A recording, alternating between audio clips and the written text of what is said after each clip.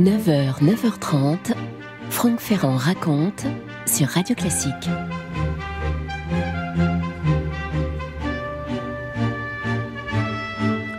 Lyon, le 24 juin 1894, la capitale des Gaules est en fête. Cela fait 2 mois qu'a été inaugurée l'exposition internationale et coloniale, et c'est une exposition qui a beaucoup de succès, tout le monde vient voir ça.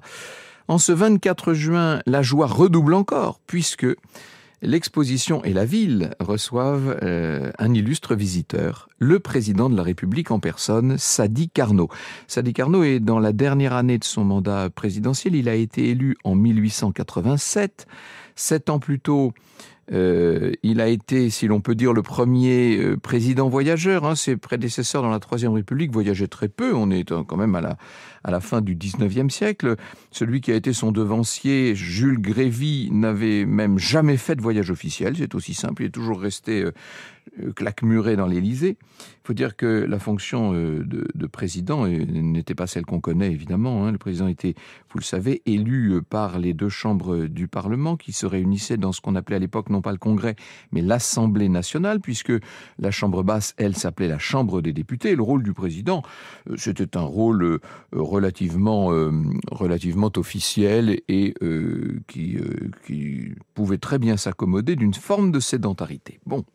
Le rôle est un peu effacé, mais le président Carnot a bien l'intention de voyager. Après tout, il porte un nom qui fait encore frémir dans toutes les provinces et qui, quand je dis frémir, qui donne des frissons en tout cas à tous les partisans de la République. Pendant tout son septennat, il a sillonné le pays, Carnot.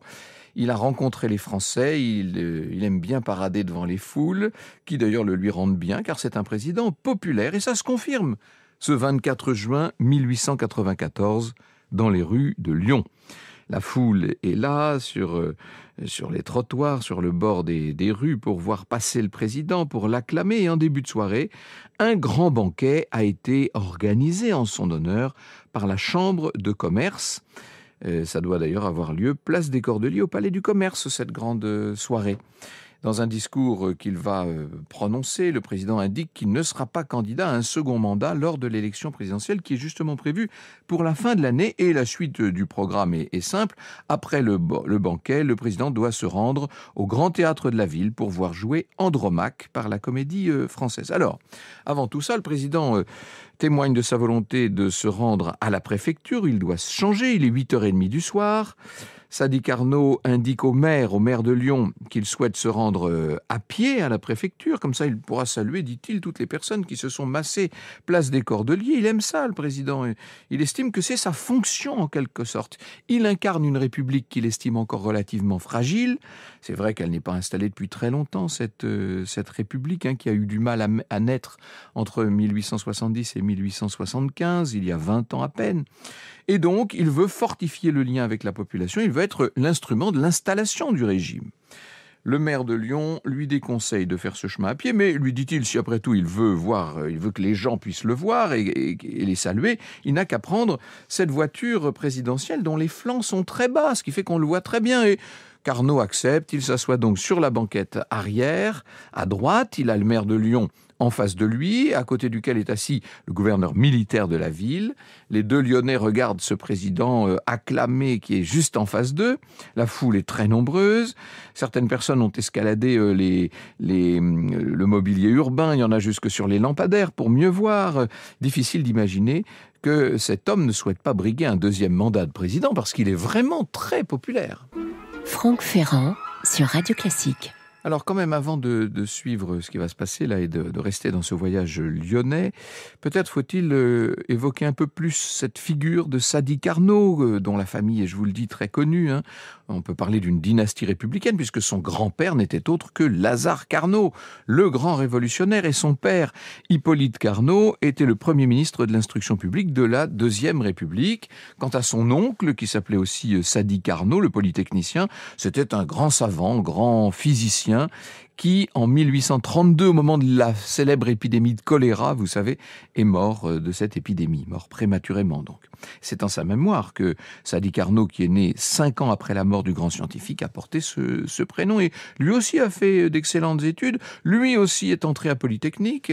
Il a fait l'école des ponts, dont il a été reçu toujours premier à tous les concours. C'est une espèce de phénomène.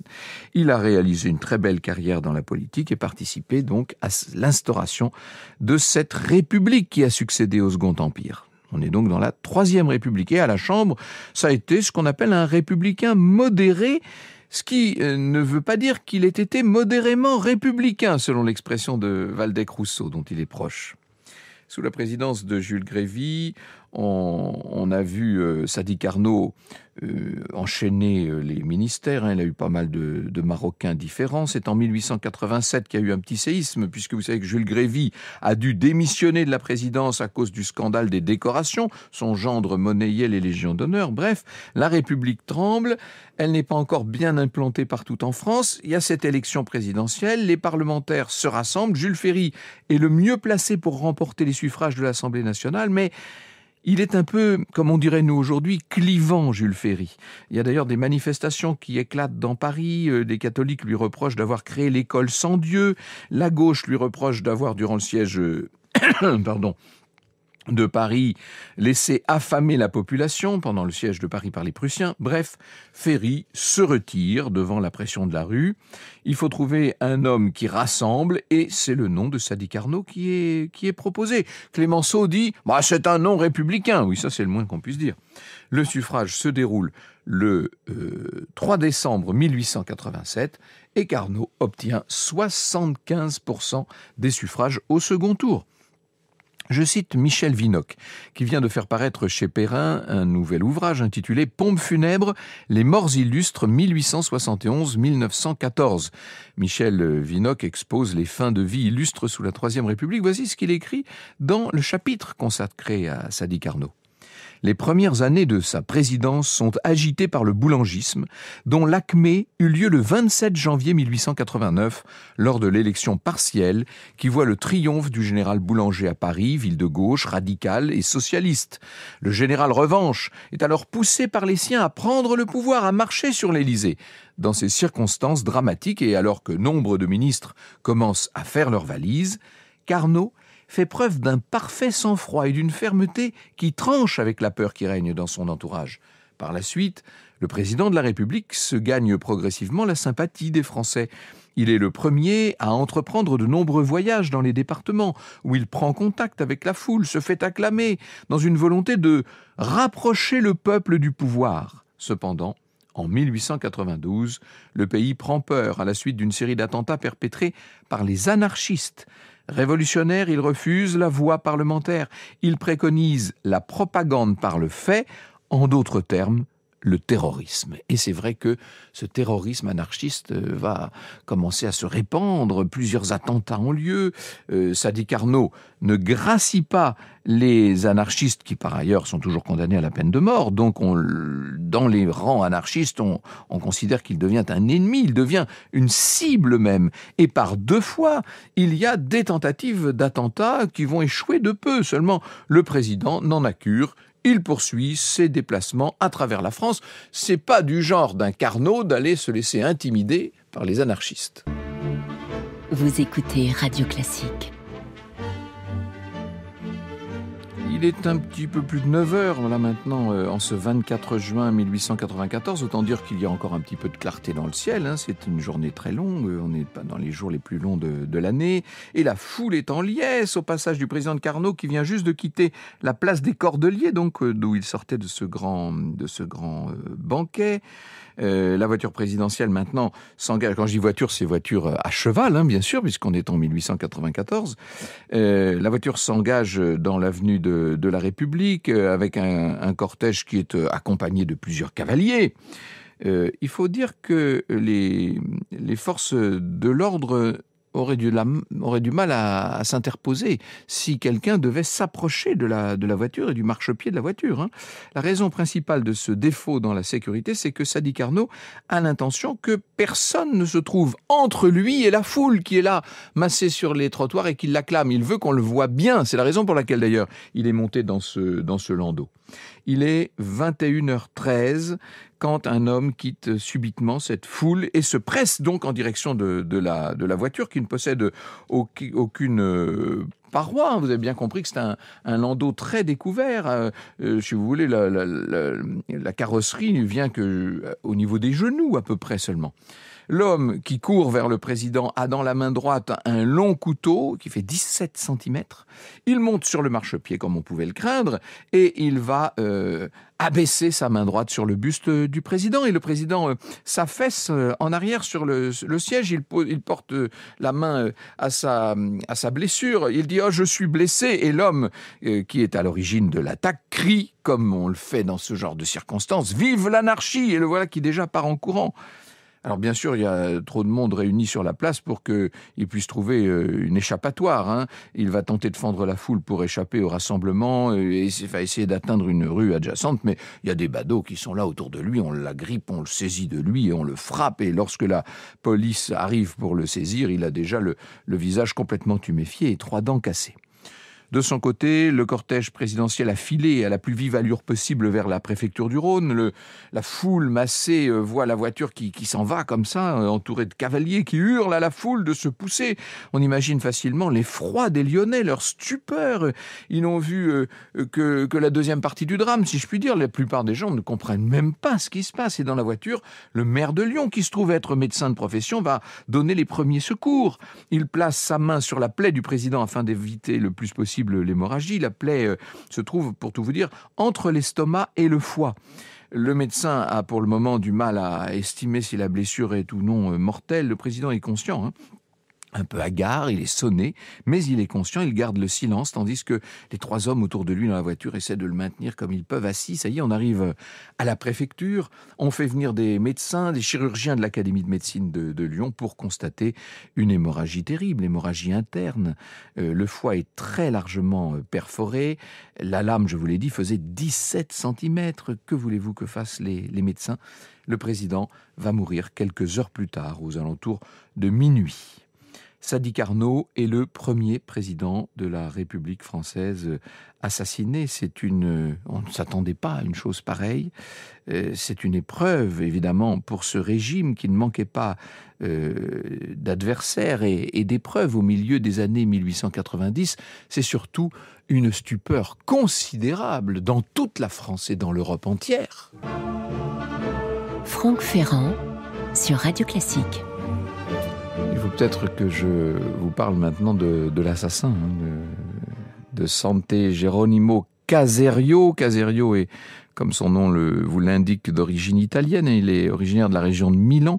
C'est un tout jeune homme. Il est âgé de seulement 20 ans. Il était né dans une famille nombreuse dont le père était mort.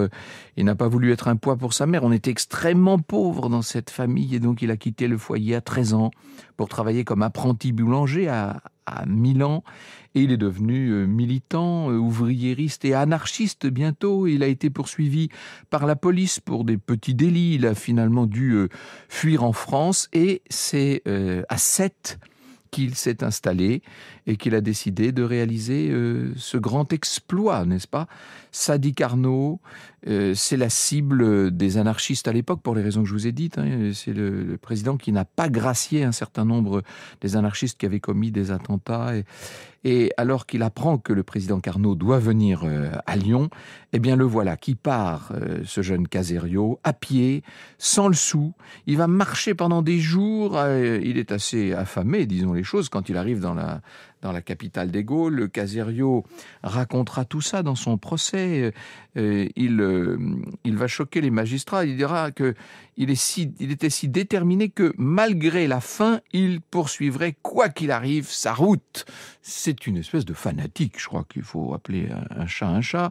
Voilà ce qu'il déclare à la barre. Il y a peu de temps, mon camarade Vaillant lança une bombe dans la Chambre des députés pour protester contre l'actuel système de la société. Il n'a tué personne, seulement blessé quelques personnes, mais la justice bourgeoise l'a condamné à mort. Et non satisfaite de la condamnation de l'homme coupable, elle a poursuivi les anarchistes et arrêta non seulement ceux qui connaissaient Vaillant, mais même ceux qui ont été présents à une lecture anarchiste. Eh bien, si les gouvernements emploient contre nous les fusils, les chaînes, les prisons, est-ce que nous devons, nous les anarchistes qui défendons notre vie, rester enfermés chez nous? Non. Au contraire, nous répondons au gouvernement avec la dynamite, la bombe, le stylet, le poignard. En un mot, nous devons faire notre possible pour détruire la bourgeoisie et les gouvernements. Vous qui êtes les représentants de la société bourgeoise, si vous voulez ma tête, eh bien prenez-la. Casario, est-ce que j'ai besoin de vous le dire, va être condamné à mort quelques jours plus tard. J'avais eu l'occasion d'ailleurs dans le grenier d'amis qui possédaient une belle propriété dans la région de Lyon d'accéder à l'ensemble du dossier de la défense et notamment à toutes les notes qui avaient été prises en vue de la rédaction de la plaidoirie. Et c'était très intéressant de voir à quel point l'anarchie était, cet anarchisme, ce mouvement ultra-violent était très ancré à l'époque et très disséminé dans l'ensemble de la population. Bref, Caserio est donc condamné, il sera guillotiné à Lyon. La République, évidemment, devait se défendre, si je puis dire, et répondre à l'assassinat de son président. Il y a là tout un symbole pour cette République naissante. Dans sa biographie de Sadi Carnot, voici ce qu'écrit Patrick Arismendi. « L'attentat de Lyon ne se réduit pas au meurtre d'un homme. Il marque un point de rupture dans l'idéologie républicaine, car il incarne l'opposition de deux systèmes de valeurs inconciliables, l'ordre républicain et ce qu'il considère comme la déviance anarchiste. Pour se défendre contre cette nouvelle forme d'agression, les acteurs républicains emploient non seulement les armes juridiques qui sont en leur pouvoir, mais aussi un contre-discours, car l'assassinat a bouleversé le primat de l'ordre républicain fondé sur la souveraineté nationale. Même si le président ne fait que représenter l'État, le supprimer revient à méconnaître le droit de la nation. Celle-ci se donne par le suffrage universel, la forme de gouvernement et donc les représentants qu'elle souhaite. Par conséquent, tuer Carnot n'est évidemment pas tuer la République, ni même l'État. Ce n'est pas non plus les déstabiliser, mais c'est insulter le suffrage universel et donc la nation. Il s'agit pour les tenants du régime et de l'ordre à l'époque d'expliquer que le président est mort, mais que la République demeure. Franck Ferrand sur Radio Classique. Vous imaginez les funérailles grandioses du président Sadi Carnot, le catafalque installé dans le grand salon de l'Élysée, protégé par une garde d'honneur de polytechniciens. Plus de 200 000 citoyens vont venir se recueillir, défiler devant la bière pendant les 3 jours d'exposition. Et le 1er juillet 1894, le cortège quitte l'Élysée. On n'avait pas vu un rassemblement aussi impressionnant depuis l'enterrement de Victor Hugo, à peine 10 ans plus tôt. Tout Paris est là, qui s'est pressé sur le parcours, cérémonie religieuse à Notre-Dame, puis le cercueil est conduit au Panthéon, plus de 2500 couronnes. Je ne sais pas si vous imaginez ce que ça représente, une marée de fleurs sur la place des grands hommes. On n'avait jamais vu ça. Sadi Carnot est placé aux côtés de son grand-père, Lazare Carnot. Et peu de jours auparavant, les parlementaires ont élu celui qui va lui succéder. Ce sera Jean-Casimir Périer. L'assassinat de Carnot conduit à toutes sortes d'émeutes anti-italiennes dans le sud de la France. C'est les Italiens qui ont fait les frais de cette affaire, surtout à Lyon. On retient aussi ce qu'on appelle les lois dites scélérates, ces lois qui modifient toutes les lois en vigueur sur la liberté de la presse de 1880 et qui autorisent la saisie, l'arrestation préventive, des lois qui visent directement les anarchistes puisqu'elles les nomment et leur interdisent tout type de propagande. De nombreux journaux anarchistes vont être désormais interdits et toutes les personnes qui se disent anarchistes, enfin pas toutes mais beaucoup vont être arrêtées. Il n'y aura plus aucun attentat anarchiste sur le sol français. À l'étranger quand même, 4 ans plus tard, il y aura cet assassinat que je vous ai souvent raconté, de Sissi, tué par un anarchiste à Genève. Ça, c'est en 98. Et puis, en 1901, le président américain William McKinley qui sera tué, lui aussi, par un anarchiste. Vous écoutez Radio Classique.